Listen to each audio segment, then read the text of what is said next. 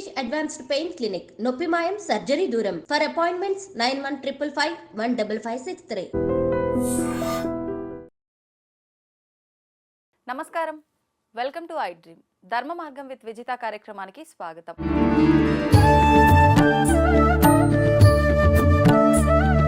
ప్రస్తుతం మనతో పాటు ఉన్నారు sun spiritual society founder, vegetable therapist Vikramaditya garu. ఇప్పుడు వారితో మాట్లాడి మరిన్ని విషయాలు తెలుసుకుందాం. నమస్తే అండి. సూర్యసుంతల్లి. ఈ మధ్య కాలంలో చాలా మంది ఇప్పుడు కష్టకాలం నడుస్తోంది, గత కొన్ని రోజుల క్రితం వచ్చిన జల ప్రళయాలు, మొన్న రీసెంట్గా వచ్చిన భూకంపాలు, మనకు హైదరాబాద్లో కూడా భూకంపం కొన్ని సెకండ్ల పాటు వచ్చింది అని చెప్పారు. ఇవన్నీ చూడడం వల్ల ఇంకా 2025 ఇంకా క్లిష్ట పరిస్థితుల్లో ఉండబోతోంది. ఇలాంటి ప్రళయాలు ఇవి కొంత మాత్రమే, ఇంకా అతి ఎక్కువగా రాబోతున్నాయి అని చెప్పడం జరుగుతోంది. నిజంగా ఇలాంటివి వచ్చే అవకాశాలు ఉన్నాయంటారా? అయితే బ్రహ్మం గారు కాలజ్ఞానంలో కూడా చెప్పారు, ఈ కలియుగం అంతం అవబోతుంది అని అంటున్నారు. మరికొంతమంది చూస్తే ఇప్పుడు మనకు 5000 సంవత్సరాలు మాత్రమే అయింది, ఇప్పుడే అంతం అనేది లేదు అంటున్నారు. అంటే ఎలా అయిపోయిందంటే ఒక్కొక్కరు ఒక్కొక్క రకంగా చెప్పేసరికి అసలు ఏం జరుగుతుంది అనే ఒక సందేహం ప్రతి ఒక్కరిలో కూడా తలెత్తుతోంది. అసలు నిజంగా ఏం జరగబోతోందండి 2025లో? అంటే ఇప్పుడు మనం 2024లో ఉన్నాం, 2025లో అడుగు పెట్టబోతున్నాం. మనకి కలియుగం అనేది 4,32,000 సంవత్సరాలు. దీన్ని హెచ్చు చేసుకుంటూ వెళ్ళిపోతే మనం మిగతా యుగాలు అవన్నీ మనకి అప్రస్తుతం. ఇక్కడ ఏమైపోయిందంటే అమ్మా, జ్ఞానం అనేది మనకి వేదం ద్వారా వస్తుంది. ఎప్పుడైతే అది చాలా పకడ్బందీ ప్లాన్ ఇదంతా, భారతదేశాన్ని లేకపోతే భారతీయుల్ని అజ్ఞానుల్ని చెయ్యాలి, భారతదేశాన్ని దోచేయాలి అనే కుట్రలో భాగం వాళ్ళు చాలా రీసెర్చ్ చేసి వచ్చారు ఇక్కడికి భారతదేశానికి. వాళ్ళ పన్నిన పన్నాగం అంతా మనం ఎంత ఇంత కాదు, సక్సెస్ అయ్యారు ఒక రకంగా. మనం అనుకుంటాం వాళ్ళని తరివేశాం అనుకుంటాం అని, కానీ వాళ్ళు రుద్దినటువంటి ఆ రుద్దుడు, ఆ భావజాల రుద్దుల్లో ఇంకా మనకి స్వాతంత్రం రాలే. స్వాతంత్రం ఎప్పుడు వస్తుంది అంటే, నేను మీ పిల్లలకి మీరు ఫ్రీడమ్ ఎప్పుడు ఇచ్చారు? వాళ్ళకంటూ వాళ్ళు అన్ని పనులు ఆలోచించి చక్కగా చేసుకుంటున్నారు అనిపించినప్పుడు ఇస్తాం. అంటే జ్ఞానం వస్తే ఫ్రీడమ్ వస్తుంది. ఇప్పుడు మనం జ్ఞానంలో ఉన్నామా అజ్ఞానంలో ఉన్నామా? అటు ఇటుగా అన్నట్టుగా ఉన్నాం. అంటే జ్ఞానం రానట్టే, అంటే మనకి ఫ్రీడమ్ రానట్టే. వాళ్ళు ఏదైతే చేశారో అక్కడే ఉండిపోయారు. వాళ్ళు వెళ్తూ వెళ్తూ ఏం చేశారు, ఎక్కడైతే వేద భాండాగారాలు ఉన్నాయో, తక్షశిల, నలంద, వీటిలో ఉన్నటువంటి తాళపత్ర గ్రంథాలని తగలబెట్టేశారు. అలాగే గురుకుల విద్యానికేతనాన్ని తీసేసి ఈ వెస్ట్రన్ ఎడ్యుకేషన్ ఎంటర్ చేశారు. అవును, ఇది చాలు మన మెదడును తొలిచేయడానికి. ఇప్పుడు మన పిల్లలు చదివే చదువులు రేపొద్దుట వాళ్ళు చేసే ఉద్యోగాలకి మనకు వస్తున్నాయి లేదు, సంబంధం లేకుండా ఉన్నాయి ఉద్యోగాలకి, చదువులకి. కానీ వేద విద్య ఉందనుకోండి, వేద విద్యలో మీరు అంటే వేదం తెలుసుకోవడానికి ఒక ప్రమాణం ఉంటుంది.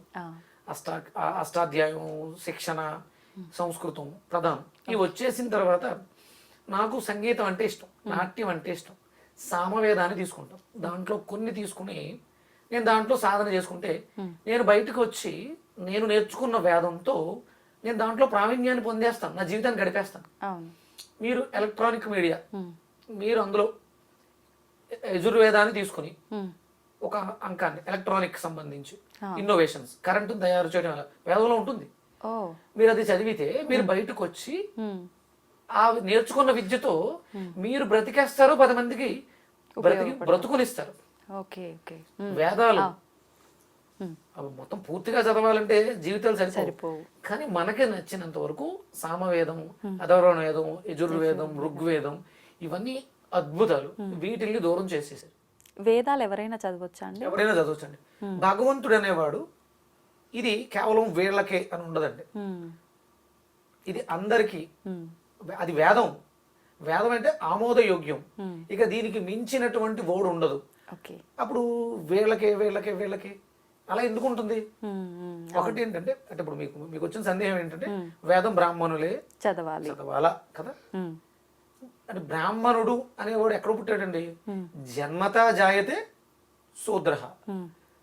ఇక తను చేసే పనులను బట్టి ఇప్పుడు నేను సంధ్యావందనం చేస్తానమ్మా, నేను జంజం వేసుకున్నానమ్మా, నేను బ్రాహ్మణ ఇంట్లో పుట్టా, నేను సంధ్యావందనం చేయను, మంత్రాలు చదవను, సూర్య నమస్కారాలు చేయను, నేను బ్రాహ్మణుని అయితే ఏంటి గొప్ప? అదే కదా, నా వల్ల ఏంటి సమాజానికి ఉపయోగం? బ్రాహ్మణుడు ఎవరు అంటే జ్ఞానం ఉన్నవాడు బ్రాహ్మణుడు. బ్రహ్మ సృష్టి జరుగుతుంది నా లోపల, ప్రతి మనిషిలోనూ సృష్టి జరుగుతుంది. అంటే ప్రతి ఒక్కడూ కూడా బ్రాహ్మణుడు అవ్వాలి. అంటే బ్రహ్మ అంటే ఏంటి? సృష్టి. ఇక్కడ 4 వర్ణాలు ఉన్నాయి. ఏం వర్ణాలు అంటే, ఇక్కడ మనం ప్రళయం గురించి టాపిక్ మొదలు పెట్టాం, ఇటు వెళ్తున్నాం. దీని గురించి మళ్ళీ ఇంకొక ఎపిసోడ్ చేద్దాం. వేదాలు ఎవరు చదవాలి అనే దాని గురించి ఇంకోటి చేద్దాం. ఇప్పుడు రాబోతున్న ప్రళయం ఎందుకంటే మనం ప్రకృతిని పాడు చేసాం. మీకు WHO ఈ హెల్త్ ఆర్గనైజేషన్ ఇవన్నీ కూడా రీసెర్చ్లు చేసి అనౌన్స్ చేసినాయి. క్యాన్సర్స్ విపరీతంగా స్ప్రెడ్ అయిపోతాయి, లేకపోతే కొత్త కొత్త బ్యాక్టీరియాస్ వచ్చేస్తాయి. ఎందుకంటే మనం పర్యావరణాన్ని పాడు చేసాం. అలాగే పాడైన పర్యావరణంలో మనం కూడా ఉన్నాం కాబట్టి మన ఇమ్యూనిటీ సిస్టమ్ పాడైపోయింది. ఆల్రెడీ మనం ఈ సంవత్సరంలోనే ఎక్కువ కేసెస్ చూస్తున్నామని చెప్పి 2025, 2026, 27 విపరీతమైనటువంటి క్యాన్సర్ కేసు. జలుబు చేసిన హాస్పిటల్కి వెళ్ళి టెస్ట్ చేస్తే క్యాన్సర్ ఉంది. ఏదో cancer, eye cancer, note cancer, year cancer, throat cancer, ఏదో క్యాన్సర్. ఎందుకంటే మనం దొరికినట్టు ఇష్టం వచ్చినట్టు తినేసాం, వినేసాం, చూసేసాం, అన్నీ చేసాం. ఈ నవరంధ్రాలని కూడా వాడేసాం. చాలా దారుణమైన పరిస్థితి. అంటే కొన్ని పద్ధతుల్లో వాడాలి, అవి ఎంత వాడితే అంత. ఇవి ఇష్టం వచ్చినట్టు వాడేసాం కాబట్టి ఇవన్నిటికి సంబంధించిన ప్రమాదాలు కొంచెం ఉన్నాయి. తెలుస్తుంది కదా, తప్పించుకోలేరంటారా వాటి నుంచి? ఎస్ అంటే ఇప్పుడు తెలుసుకున్నాం అంటే ఇప్పుడు వేదం చెప్పుద్ది ఇది ఏవి జరుగుతుంది, ఏం జరగాలి. అందుకని దానిని అనుసరిస్తూ వేదం ఏం చెప్తుంది అంటే ధర్మము, దానము. అంటే కర్మ చేయడం ద్వారా ఒక చెడు వస్తుంది, దాన్ని మనం దానం ద్వారా నివారణ చెయ్యాలి, నిర్మూలన చెయ్యాలి. ఇప్పుడు మీకు 2027లో గ్లోబల్ వార్మింగ్ టెంపరేచర్ 1.5 సెల్సియస్కి వెళ్ళిపోతుంది. 1.5. అమెరికన్ వాళ్ళు రీసెర్చ్ చేసి డైమండ్ డస్ట్ ని పైన స్ప్రే చేస్తే, సూర్యుడికి మనకి మధ్యలో డైమండ్ డస్ట్ ను జల్లేస్తే సూర్యకిరణాలు డైమండ్ డస్ట్ కి రిఫ్లెక్ట్ అయ్యి వెనక్కి వెళ్ళిపోతే మనం చల్లగా ఉంటాము అని వాళ్ళు ఆలోచించారు. కానీ ప్రమాదం కదా అలా కాదు, కిరణాలు పడకపోతే ఎంత చోట డైమండ్ డస్ట్ జల్లుతారమ్మా. 200 మిలియన్ టన్స్ డైమండ్ డస్ట్ కావాలి. అంత డైమండ్ ఎక్కడుంది? కొన్ని లక్షల కోట్లు ఖర్చు అవుతుంది. పోనీ అక్కడ ఉంటుందా? అది బరువుగా ఉంటుంది, వర్షం వస్తే కిందకు వచ్చేసింది, అది పీలిస్తే మనం బతుకుంటాం, చచ్చిపోతాం, ప్రమాదం. అంటే ఇలాంటివన్నీ ఉన్నాయి. రాబోతున్నవి మన చేతులారా మనం చేస్తున్నాం. ఇక్కడ ఏం చేయాలంటే పొల్యూషన్ తగ్గించాలి. ఆ సూర్యతాపం తగ్గాలి అంటే మనం పొల్యూషన్ తగ్గించాలి. మన వల్ల ఇప్పుడు కోవిడ్ టైంలో 2 ఏళ్ళు అందరూ ఎక్కడ వాళ్ళు అక్కడ కాముగా ఉన్నాం, ఓజోన్ పొర కొంత పూడ్చుకుంది, వాతావరణం బాగుంది. ఇప్పుడు ఢిల్లీ 400 చిల్లర ఎంతో పొల్యూషన్. ఎవడో ఏం చేస్తాం? నా వంతు బాధ్యతగా ఒక భారతీయుడుగా నా వంతు బాధ్యతగా 4 నెలలుగా నేను ఈ దీక్షలో ఉన్నాను. నా వంతు కనీసం నా ఇంటి పరిసరాలని నేను రక్షించుకుంటున్నాను సూర్య ఆరాధన ద్వారా. వేదం ఏం చెప్పుద్దంటే యజ్ఞం దీనికి పరిష్కారం చెప్తుంది. ఆ యజ్ఞంలో నువ్వు ఇచ్చేటువంటి హుతం ఇది సైంటిఫిక్ గా నేను ప్రూవ్ చేయలేకపోవచ్చు. అంటే యజ్ఞో వై విష్ణువు. విష్ణు అంటే ఏంటి? వ్యాప్తి, వ్యాపించువాడిని విష్ణు అంటారు. యజ్ఞో వై విష్ణు. భగవద్గీత అదే చెప్తుంది. నువ్వు ఆ పదార్థాన్ని హవిసు రూపంలో ఇస్తే అది వర్షం రూపంలో పైకి వెళ్ళి పంట రూపంలో మళ్ళీ వస్తుంది. నువ్వు 10 గింజలు వేస్తే పైకి వెళ్ళి 1000 గింజలు ఇస్తుంది, మళ్ళీ దాంట్లో 10 ఇస్తాం. ఇది సైకిల్ జరుగుతుంది. అందుకని యజ్ఞయాగాది క్రతువులు మాత్రమే రాబోతున్న ప్రమాదాన్ని అరికట్టగలవు.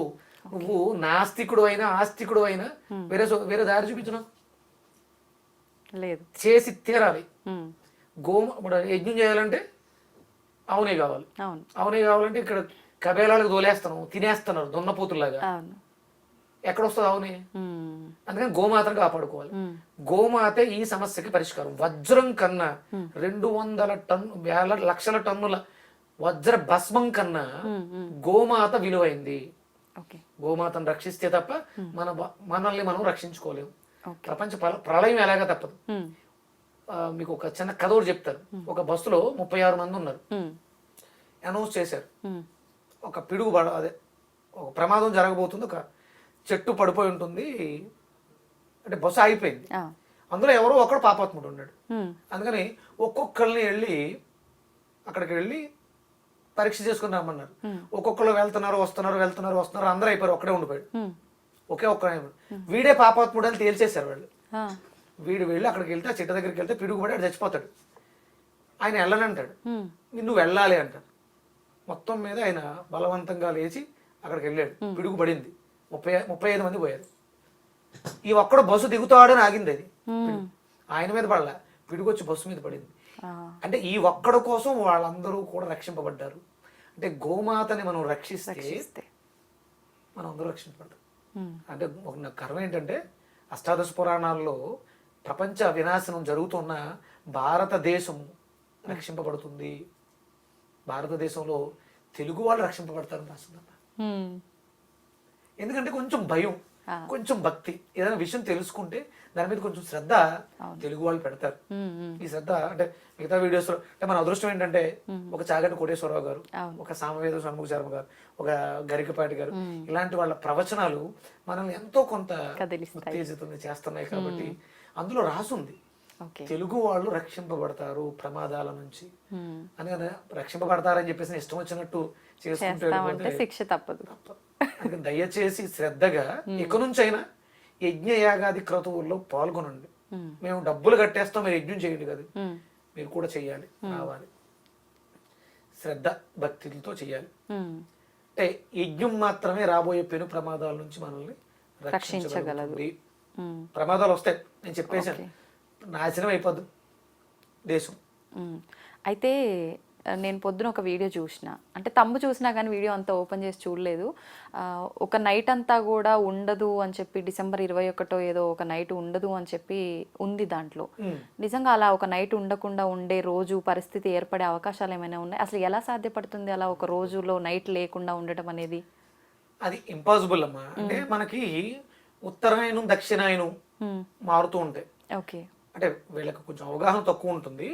ఆయన ఒక్కసారి ఆ నడక మార్చుకునేటప్పుడు రోజు ఎక్కువ ఉంటుంది, డే టైం ఎక్కువగా ఉంటుంది. ఓకే, ఇప్పుడు మనకి దక్షిణాయనంలో ఉన్నాం కదా, ఆయన ఒక్కసారి రథం తిరుగుద్ది అంటారు. ఆ తిరగడానికి పట్టే సమయంలో ఆగుతుంది. మీరు సముద్ర ఒడ్డుకి వెళ్తే తెలుస్తుంది అది. ఉత్తరాయణ దక్షిణాయనం మారేటప్పుడు మనకి కంపల్సరీ అది మేలో అనుకుంటాను, మేలోను అంతే 6 నెలలు గ్యాప్ తోటి. ఇక్కడ ఆగస్టు, డిసెంబర్, జనవరి, ఫిబ్రవరి, మార్చి, ఏప్రిల్, మే, అంతే 6 నెలలు. ఈ నడకలు మార్చుకునేటప్పుడు 1 గంట పెరుగుతుంది. ఓకే, కానీ ఇక్కడ 16 గంటలు ఏదో అసలు ఉండదు, కాలం అంతమైపోతుంది, ఇలా ఏదో చెప్పడం జరిగింది. అలాంటివి అన్ని అపోహలమ్మా. ఇప్పుడు త్రేతాయుగంలో సూర్యనారాయణమూర్తి రాముల వారు శ్రీరామనవమి రోజు ఆయన పుట్టాడు కదా, ఆయన పుట్టాడన్న ఆనందంతో అటువైపు వాలిపోయారట 30 రోజులు. ఆయన వెళ్ళలేదు, సూర్యోదయ సూర్యాస్తమయాలు లేవు. అంటే రాముడు మీద ఉన్నటువంటి ప్రీతితో ఆయన అక్కడ అయోధ్యలో ఉండిపోయారు అని శాస్త్రం చెప్తూ ఉంటుంది. అంతే తప్ప ఇవి జరగవు. ఆయన ఆయన ఆయన తిరుగుతూనే ఉంటాడు, భూమి తన చుట్టూ తాను తిరుగుతూ సూర్యుడు చుట్టూ తిరుగుతూనే ఉంటాడు. కాబట్టి ఇలాంటివి ఏమీ జరగవు. చిన్న మార్పు అలా జరుగుతుంది తప్ప ప్రళయం అయితే ఇప్పుడప్పుడే కాదు. 4,32,000 సంవత్సరాల్లో మనం అంటే మనం లెక్కించింది 5,000 సంవత్సరాలు ఉన్నా మనం లెక్కించేది 2,000 సంవత్సరాలే. కాబట్టి ఇప్పుడప్పుడే అంతం అయితే కాదు. అందరం కూడా 2030 దాటేస్తాం. అంటే ఏమైనా వ్యక్తిగతంగా పొరపాట్లు చేస్తే చూడకపోవచ్చేమో గానీ ఇప్పుడప్పుడే ఇదేం జరగదు. కొంచెం ధర్మాన్ని దృష్టిలో పెట్టుకోండి.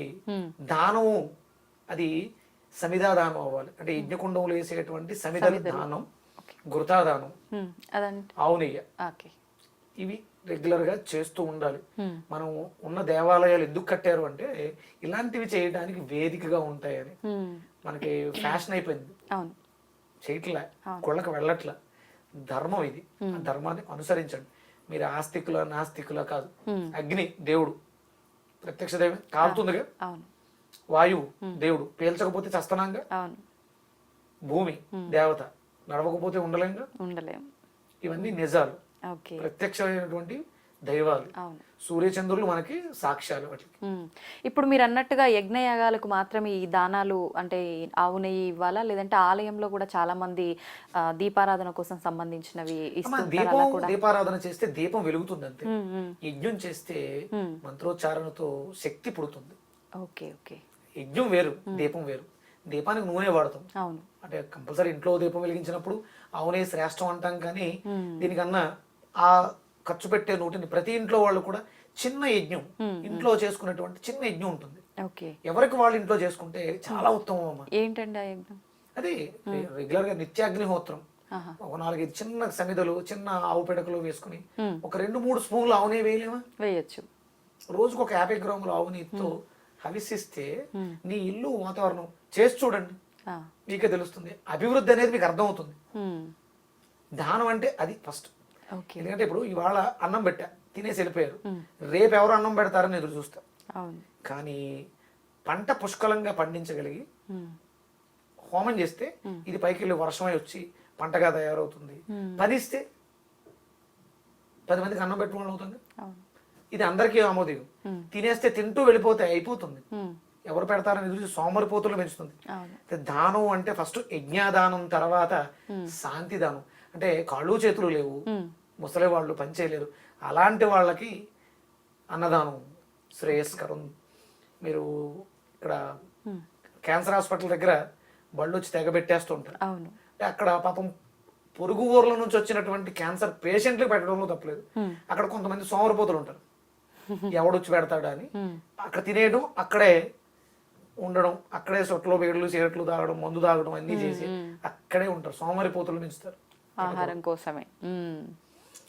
మీకు కలిగింది మీరు యజ్ఞాదానము మీ దగ్గరలో ఉన్న దేవాలయాల్లో వారంలో ఒక రోజు, నెలకు ఒక రోజు వెళ్ళి కూర్చుని, అంటే వాళ్ళు చేస్తారో చేయరో మనకు తెలియదు కదా, అందుకని దగ్గర కూర్చొని హోమం చేయించుకోండి. ఒక గంట కేటాయించలేమా? కేటాయించవచ్చు. ఈ దానం చేయాలి. అన్నదానం మంచిదే, కానీ అది అపాత్ర దానం అవుతుంది. యజ్ఞాదానం అపాత్ర దానం కాదు, ప్రకృతిని సమతుల్యం చేస్తుంది, పంటల అభివృద్ధి చేస్తుంది, ప్రకృతిలో ఉన్నటువంటి పొల్యూషన్ ని 100% కట్ చేస్తుంది.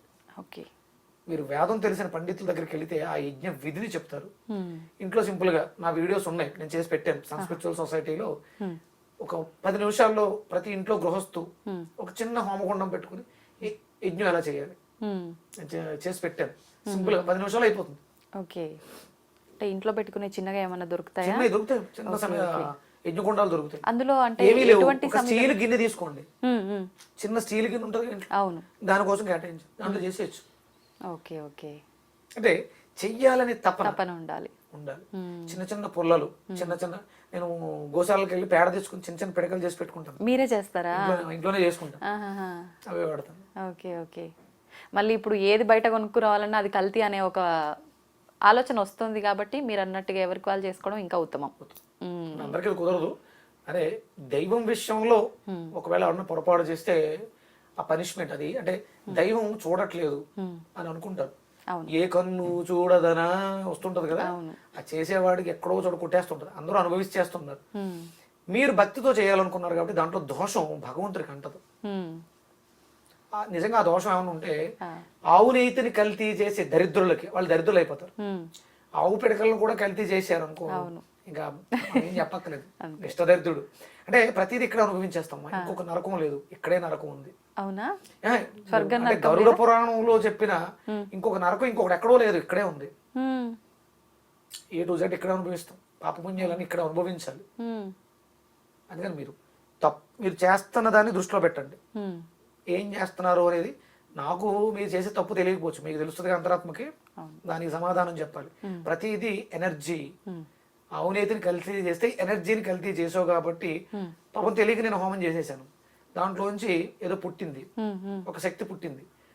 నిష్కల్మసమైన మనసుతో చెయ్యాలని తపంతో చేశాం కాబట్టి సత్ఫలితం నాకు, చెడు ఫలితం ఆ తప్పు చేసిన వాడికి. 100% కర్మని ఎవరు తప్పించలేరు, లెక్కలు చెప్పేయాలి. ఆ అవినీతిని కల్తీ చేసి ఎన్ని కోట్లు సంపాదిస్తావు? నీ కొడుకో కూతురు లేకపోతే నువ్వు నీ పెళ్ళము క్యాన్సర్ వచ్చి పోతే హాస్పిటల్కి వెళితే బ్యాలెన్స్ చేస్తా. నిజాయితీగా నిక్కచ్చిగా రూపాయి సంపాదించు, తృప్తిగా గుండెల మీద చేసుకుని హాయిగా నిద్రపోతావు. ఎంతమంది కోటేశ్వరుడికి నిద్ర ఉందమ్మా, ఎంతమందికి ఆకలి ఉంది, మనశ్శాంతి ఉండదు. ఉపయోగించి ఈ విషయాల్లో కల్తీ ఎవరిని చేసేస్తున్నాం? కల్తీ నిన్ను నువ్వు కల్తీ చేసుకుని నీ ఆత్మసాక్షి నిన్ను నువ్వు మోసం చేసుకుని అనారోగ్యంతో జీవిస్తున్నావు, హ్యాపీగా లేరు. అవును. గుండెల మీద చేసుకుని చెప్పు, ఉమ్. ఇది జరుగుతుంది. ఉమ్. ఇక్కడ చూస్తాం ఆ రాబోయే 25, 26, 27లో ఇవే జరుగుతాయి. ఉమ్. ఎవరైతే దుర్మార్గులు ఉన్నారో, పాపాత్ములు ఉన్నారో 2 సంవత్సరాలు ఉంటాయా ఇబ్బందులు? 25, 26, 27, 3 సంవత్సరాలు 3 ఉంటాయా? సంవత్సరాలు, 27, 28. ఆహా. అంటే 27 చాలా ప్రమాదకరంగా ఉంటుంది, 28 చూస్తామో చూడడం అనేది చూడాలి. 1.5 సెల్సియస్ ఉమ్. ఉమ్. అంటే మరి వేడి తీవ్రత ఏ రకంగా ఉంటుంది అనేది చూడాలి. Okay. సైంటిస్టులు వాళ్ళ ప్రయత్నాలు వాళ్ళు చేస్తున్నారు, చూద్దాం ఏం జరుగుతుంది. మీరు అన్నట్టుగా మనం ఈ ధైర్యంతో ఉందాంలేండి, మనం రక్షించుకుందాము, మనం రక్షింపబడదాం. నా వంతుగా నేను 4 నెలలుగా నిత్యాగ్ని చేస్తున్నాను. రేపు మాఘమాసంలో మహాశౌర్యాగం పెద్దగా చేయాలనుకుంటున్నాను, దీన్ని దృష్టిలో పెట్టుకుని. నాకు కొంతమంది సహకరిస్తున్నారు. మనం ఉన్నంత వరకు జూబ్లీ హిల్స్, అంటే నేను ఈ ఏరియాలో ఉన్నాను కాబట్టి జూబ్లీ హిల్స్, బంజారా హిల్స్, ఈ పరిసర ప్రాంతాలు నా వరకు నేను నాకు ఓపిక ఉన్నంత వరకు నేను చేసి రక్షించడానికి ప్రయత్నం చేస్తాను. భగవంతుడు నాకు ఆ శక్తిని ఇచ్చాడు కాబట్టి. నాకు అంటే కొంతమంది ఉన్నారు, నాకు మా ఫ్రెండ్స్ ఓమిని హాస్పిటల్స్ అని హాస్పిటల్స్ వాళ్ళు ఉన్నారు, సపోర్ట్ చేస్తున్నారు. నేను చెప్తే చేయిస్తారు వాళ్ళు, కార్యక్రమాలు జరుగుతున్నాయి. నేను ఓమిని హాస్పిటల్స్ లో మహాశౌర్యాగం చేయించాను. ఓకే. ఓకే. అంటే కనీసం అక్కడ ఉన్న పేషెంట్స్ బాగుంటారు. ఇలా నాకు తెలిసిన వాళ్ళు రీసెంట్ గా ఎవరో కొల్లూరులో ఒక విళ్ళ శంకుస్థాపనకి హోమం చేయించి శంకుస్థాపన చేశారు. ఆ వాతావరణం అంతా ప్లెజెంట్ గా అయిపోయింది. మామూలుగా గృహప్రవేశం అప్పుడు చేసుకుంటారు కదా, మీరు ముందుగానే చేయించారా? చెయ్యాలమ్మా, చాలా జీవరాశి పోయి తవ్వితే మనం కన్స్ట్రక్షన్ చేసే చాలా చేసేస్తాం. అందుకని ముందుగా దానికి మళ్ళీ శాంతి ప్రక్షాళన కింద హోమం చేయించి శంకుస్థాపన చేయించాం. ఓకే. ఇలా నాకు అవకాశం ఉన్నంత వరకు రేపు నేను కళ్యాణం చేయిస్తున్నాను. సాయి గారు అని నా ఫాలోవరు, వాళ్ళ ఇల్లు నేనే కట్టించాను, అప్పుడు కూడా చేయించాను. ఆయన చాలా హ్యాపీగా ఉంటాడు, ఆ ఇంట్లో.